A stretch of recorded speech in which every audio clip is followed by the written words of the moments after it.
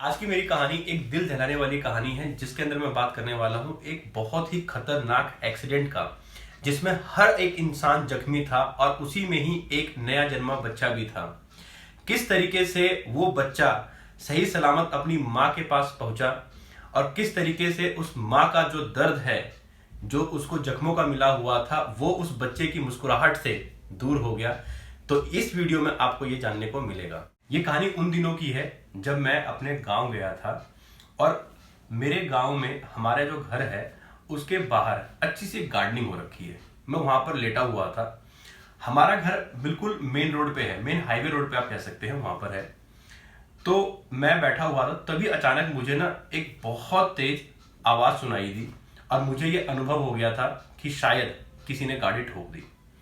जब मैं बाहर निकला भाग के तो मैंने देखा कि एक जीप जो है रोड के साथ लगे हुए एक पेड़ के साथ बहुत तेजी से टकरा गई और वो जीप खचाखच भरी हुई थी पैसेंजर से।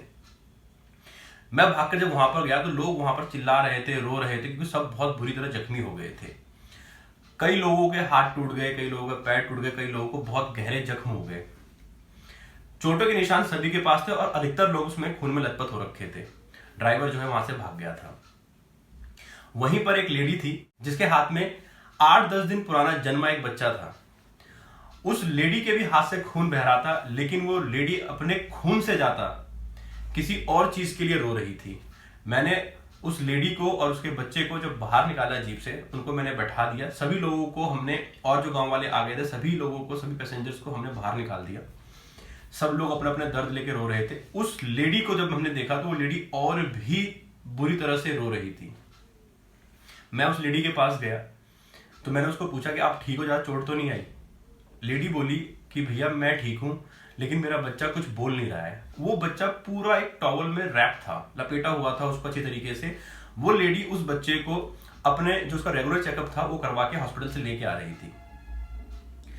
अब जब मैंने उस बच्चे को देखा तो वो बच्चा बिल्कुल मोशनलेस था, यानी बिल्कुल भी हिल नहीं रहा था। कोई शोर शराबा, कोई किसी भी तरीके के रोने की आवाज नहीं आ रही थी। अब मेरा भी दिल जो है बहुत तेज धड़कने लग गया। मैंने उस लेडी के हाथ से बच्चा लिया और धीरे धीरे अपने कांपते हुए हाथ से मैं वो टॉवल हटाने लग गया। जब मैंने बच्चे का चेहरा देखा, बहुत ही प्यारा, उसमें एक लड़का था, बहुत सुंदर चेहरा उसका। आज भी उसका चेहरा मुझे याद है, लेकिन कुछ बोल नहीं रहा था, कोई कोई एक्सप्रेशन नहीं था। और ये सब कुछ देखकर मेरे आंख से आंसू आने लग गए। लेकिन जैसे ही मैंने उस बच्चे का पूरा टॉवल हटाया, वो रोने लग गया।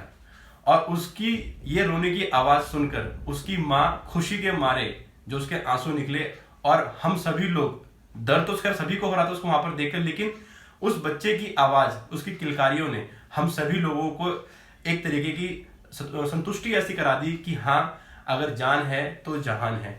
वो बच्चा जिसको ये भी नहीं पता था कि उसकी माँ किस दर्द से जूझ रही थी, लेकिन उसकी एक रोने की आवाज ने उस माँ को उसका सारा दर्द भुलवा दिया।